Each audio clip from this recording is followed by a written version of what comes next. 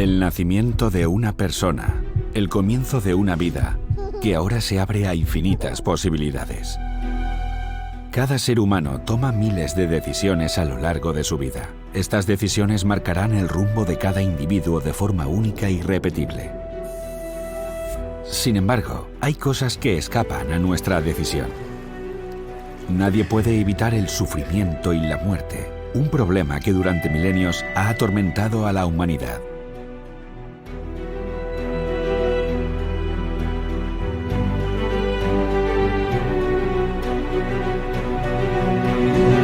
¿Hay solución para esto?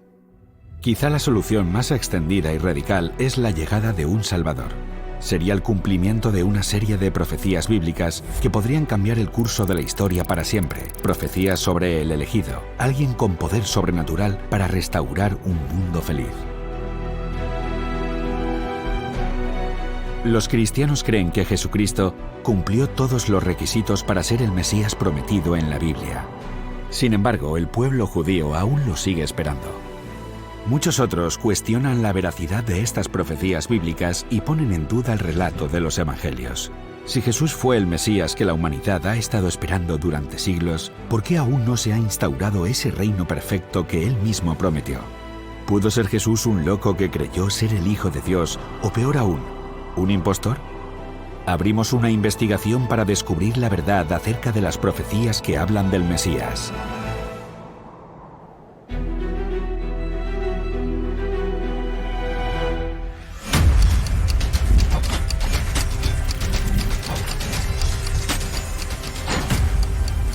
Caso abierto. El hombre que debía morir.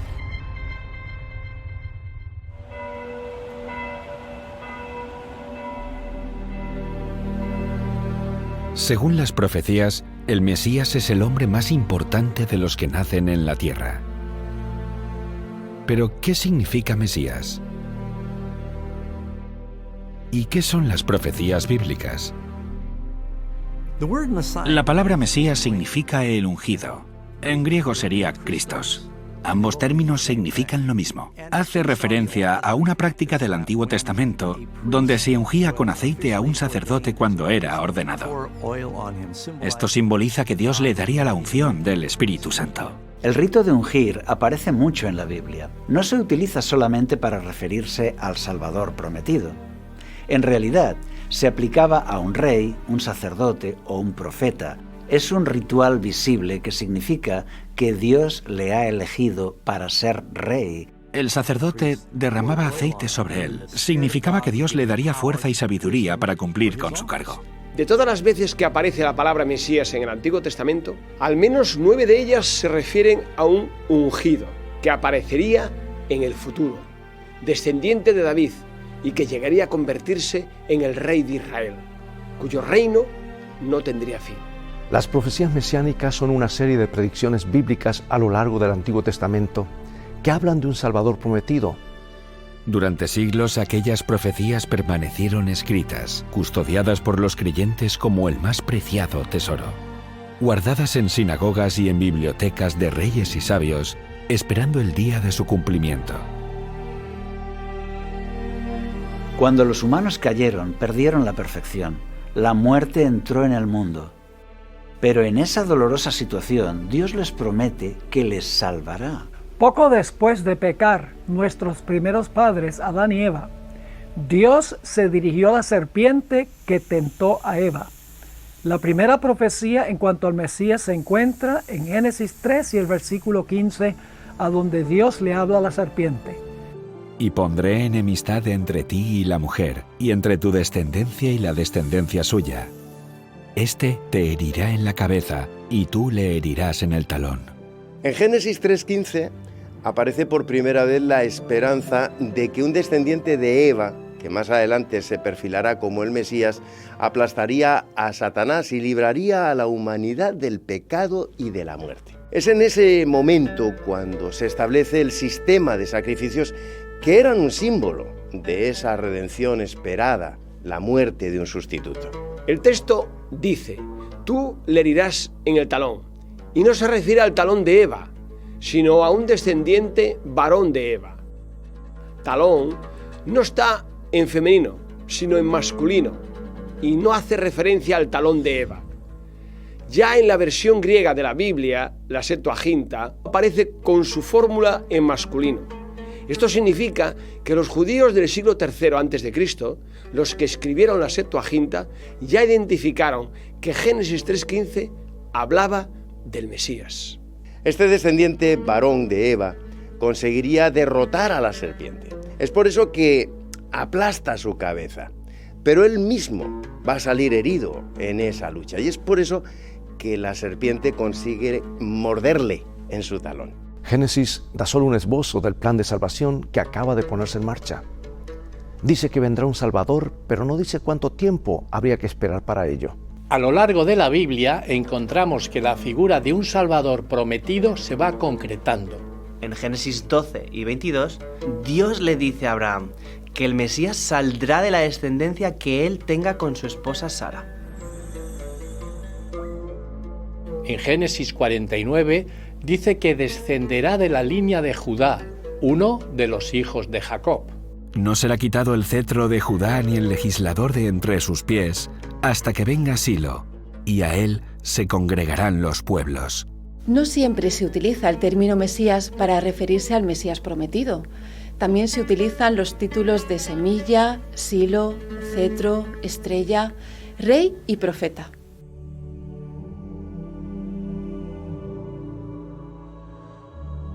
Silo puede significar aquel a quien pertenece el cetro del reino o el dador de descanso. Este texto está indicando que un descendiente de Judá sería rey y un legislador que gobernaría sobre todas las naciones de la tierra. Es decir, que el hombre de la promesa es de la tribu de Judá, es rey y también legislador. Algunos creen que Silo no se refiere al Mesías, sino que se trata de una interpretación que viene de la época de la Reforma Protestante o incluso posterior. Sin embargo, hay un manuscrito del siglo II después de Cristo. Se llama el Targum de Onkelos. En este manuscrito se cambia la palabra Silo por la de Mesías, y el texto quedaría diciendo: «No será quitado el cetro de Judá, ni el legislador de entre sus pies, hasta que el rey Mesías venga». Esto confirma que los judíos del siglo II después de Cristo creían que este texto estaba haciendo referencia al Mesías. El Mesías también sería profeta. Así es como lo indica Moisés. Profeta de en medio de ti, de tus hermanos, como yo, te levantará Jehová tu Dios. A él oiréis, y pondré mis palabras en su boca, y él les hablará todo lo que yo le mandare. Moisés hizo señales y maravillas entre el pueblo de Israel cuando salieron de Egipto y durante su estancia en el desierto. Hablaba con Dios cara a cara. Era el mediador entre Dios y el pueblo de Israel. Y además fue un legislador. Todas estas son las características que debía cumplir este profeta que Moisés anuncia. Job 19, 16 al 27 dice que este redentor del pecado muere. Lo sabemos porque dice: yo sé que mi Redentor vive y al fin se levantará sobre el polvo.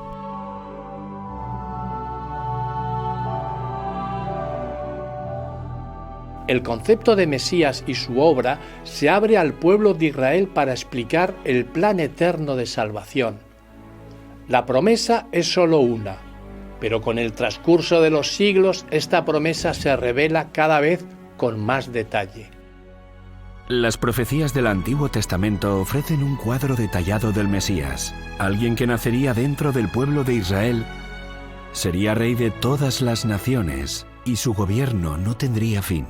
Haría milagros, sería profeta, lucharía con Satanás y le vencería. Moriría pero volvería a la vida. Gracias a esta resurrección, los profetas mostraron su esperanza de que también ellos volverían a vivir. Para millones de cristianos, Jesús, un maestro judío del siglo I, cumple los requisitos para ser considerado el Mesías. Los historiadores confirman que efectivamente Jesús existió, pero ¿pudo ser más que un simple maestro? Fuera de la Biblia, hay autores que han confirmado que Jesús existió. Ahora bien, ¿esto es una prueba de que Él es el Mesías? Yo diría que no. No es una prueba. Pero encontramos que Flavio Josefo y Tácito y Plinio el Joven confirman que Jesús existió. En el Corán, los musulmanes reconocen que Jesús es un Mesías que nació de una virgen. No aceptan que fuera el Hijo de Dios, ni tampoco que murió en una cruz y que fue resucitado, aunque sí creen que fue un Mesías y que ascendió al cielo. Jesús verdaderamente existió. No hay duda de que Jesús existió. El punto es, dado que esto es así, ¿quién era? ¿Quién es Él? ¿Es el Mesías?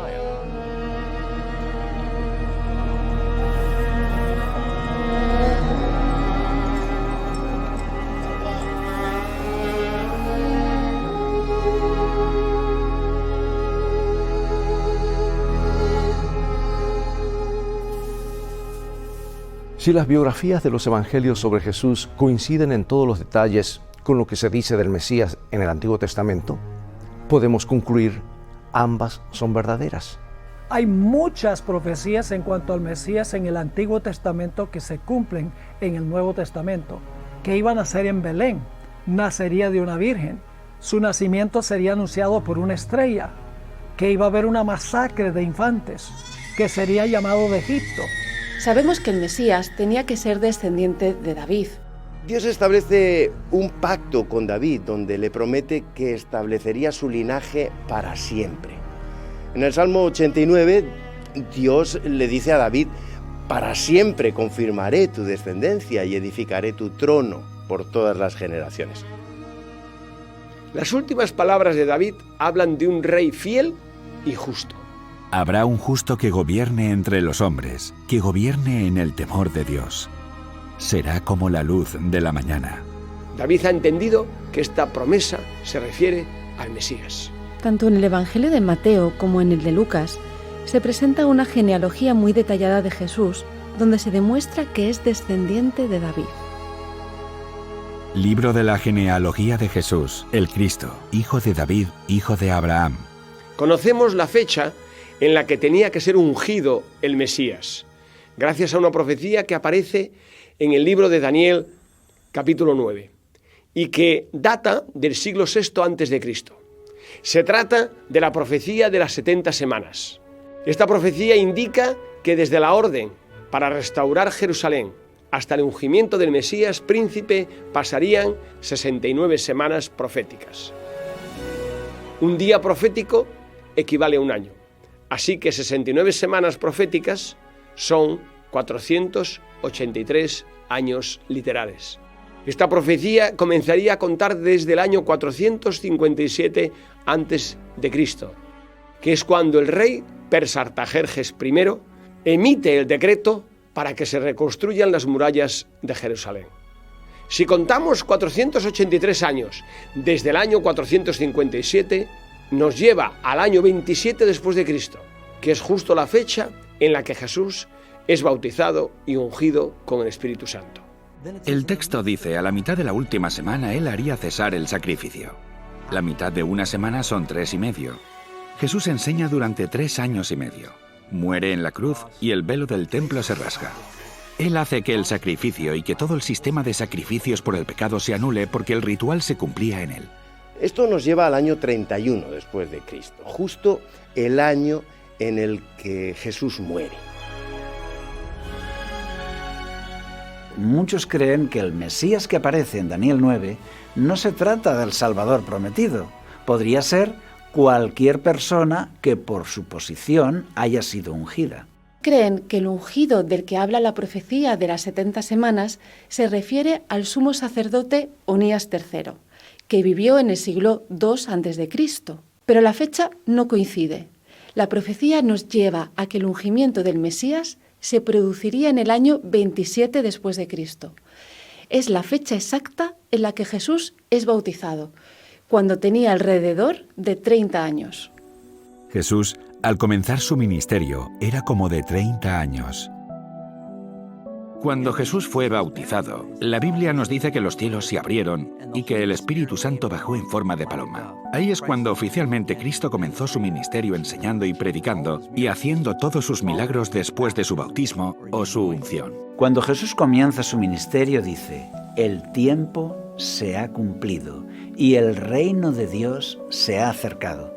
Esta frase, el tiempo se ha cumplido, indica que Jesús estaba relacionando el comienzo de su ministerio con una profecía de tiempo. Y la única profecía que marca el comienzo del ministerio del Mesías es la de las 70 semanas. Así que Jesús estaba llamando a la atención de las personas para que pudieran comprobar por sí mismos el cumplimiento de la profecía de las 70 semanas. Aquí encontramos una de las profecías más bellamente ilustradas del Mesías y corrobora que Jesús es el Cristo. También las profecías mencionan la entrada triunfal de Jesús a Jerusalén en un asno. Aunque muchas personas a lo largo de la historia han podido entrar en Jerusalén montados en un asno, ¿cuántos de ellos lo han hecho al mismo tiempo que de forma tan espontánea la multitud lo proclama rey? La Biblia menciona que los discípulos iban a huir cuando Jesús fue herido. La traición de Judas también se había descrito con siglos de antelación. Se encuentra en Zacarías 11. Allí se describe que el precio de un hombre son de 30 monedas de plata. Jesús no podía elegir en qué línea genealógica nacer, ni la ciudad donde nacer, ni tampoco el precio de su traición. Esto hace que el cumplimiento de estas profecías sea aún más sorprendente y asombroso. En Zacarías 13, en los versículos 6 y 7, se presenta una vislumbre de los sufrimientos del Mesías. El texto indica que él sería herido por su propio pueblo, por los suyos, y abandonado por sus discípulos. Las ovejas serán dispersadas. Y le preguntarán: ¿qué heridas son estas en tus manos? Y él responderá: con ellas fui herido en casa de mis amigos. Hiere al pastor, y serán dispersadas las ovejas. La muerte del Mesías también estaba profetizada. Por ejemplo, en Isaías 53 y en el Salmo 22 lo describen con mucho detalle. Una de las razones por las que sabemos que David en el Salmo 22 no se está refiriendo a sí mismo es porque a partir del versículo 22 comienza a referirse al protagonista en una tercera persona. Además, este salmo está describiendo una persona crucificada y David nunca pasó por este mismo proceso. He sido derramado como aguas, y todos mis huesos se desconyuntaron. Mi corazón fue como cera, derritiéndose en medio de mis entrañas. Como un tiesto se secó mi vigor, y mi lengua se pegó a mi paladar. Horadaron mis manos y mis pies. Al protagonista del Salmo 22 le clavan por las manos y los pies. Sus huesos se desencajan de sus articulaciones, tal y como ocurría con un crucificado cuando lo alzaban. Esto coincide con lo que le ocurre a Jesús en la cruz. También describe que esta persona está deshidratada y sabemos que Jesús había perdido mucha sangre durante la flagelación previa a la cruz. Otra de las profecías que se cumple durante la crucifixión de Jesús es cuando pide de beber y en lugar de agua le dan vinagre. Esto ya se profetizó en el Salmo 69, donde dice: y en mi sed me dieron a beber vinagre. La Biblia en el Antiguo Testamento también menciona que agua iba a salir de su costado. Lo mismo que ocurrió durante la crucifixión de Jesús. Un soldado romano, para asegurarse que Jesús estaba muerto, clava una lanza y sale agua de sus pulmones y luego la sangre que provenía del corazón. Las palabras exactas de sus enemigos al pie de la cruz están ya en el Antiguo Testamento. Todos los que me ven estiran la boca, menean la cabeza. Se encomendó a Jehová, líbrele él, puesto que en él se complacía. Las personas creen que sufre la ira de Dios, pero en realidad está llevando sobre él nuestro pecado y nuestro castigo. También la Biblia menciona que sus enemigos iban a echar suertes por sus mantos. Repartieron entre sí mis vestidos, y sobre mi ropa echaron suertes. Esto se cumplió de forma precisa en el momento de la crucifixión de Jesús. Cuando los soldados hubieron crucificado a Jesús, tomaron sus vestidos e hicieron 4 partes, una para cada soldado. Tomaron también su túnica, la cual era sin costura, de un solo tejido de arriba a abajo. Entonces dijeron entre sí: no la partamos, sino echemos suertes sobre ella, a ver de quién será. Hay un capítulo del libro de Isaías que describe los sufrimientos y la muerte de un hombre. Se trata del capítulo 53.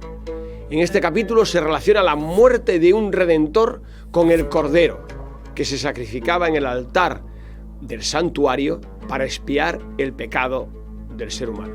Dice Isaías 53 que con su sufrimiento y su muerte pagaría el rescate de la raza humana.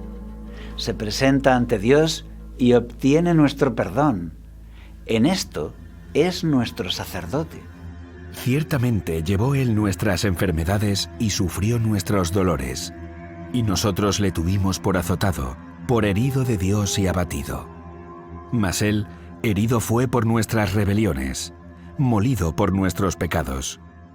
Es como una oveja que es llevada al matadero. Él no abrió su boca, no se defiende.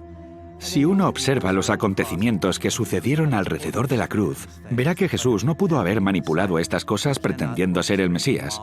No se puede orquestar que la turba demande tu sangre. No se puede orquestar ser clavado. El Salmo 22 profetiza que sortearían su ropa.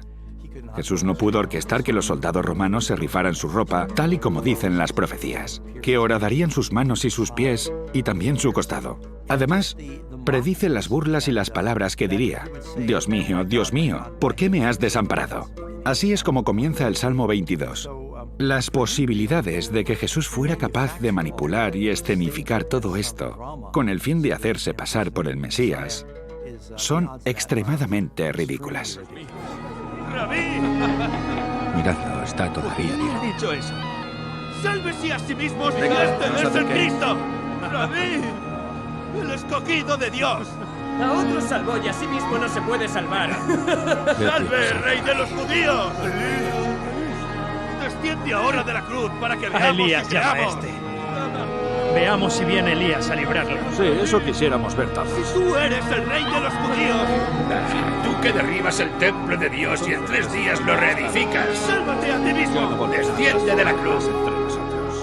Mateo y Marcos registran las últimas palabras de Jesús antes de morir. Dios mío, ¿por qué me has desamparado? Estas son las primeras palabras con las que comienza el Salmo 22, y la primera frase de un salmo solía ser su título. Esto quiere decir que cuando Jesús está muriendo y grita estas palabras, todos pudieron reconocer que estaba citando el Salmo 22.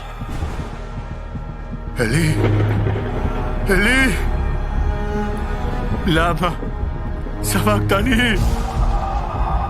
Imagínate lo que la gente pensaría cuando releyera este salmo y comprobara que David había descrito con todo detalle la muerte de Jesús 1000 años antes de que ocurriera. Isaías 53 dice que este Redentor, a pesar de ser despreciado y humillado por todos, sería colocado en una sepultura de ricos. Y esto es precisamente lo que ocurre con Jesús. Y se dispuso con los impíos su sepultura, mas con los ricos fue en su muerte. Los crucificados como Jesús no tenían derecho a tener una sepultura digna. Normalmente eran colocados en fosas comunes.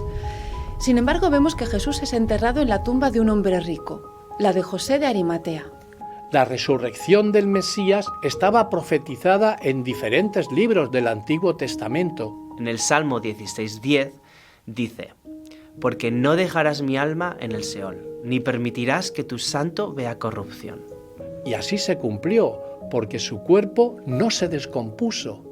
Antes de eso, Jesús volvió a la vida. Es la señal más clara de que Jesús era quien decía ser el Mesías, el Hijo de Dios.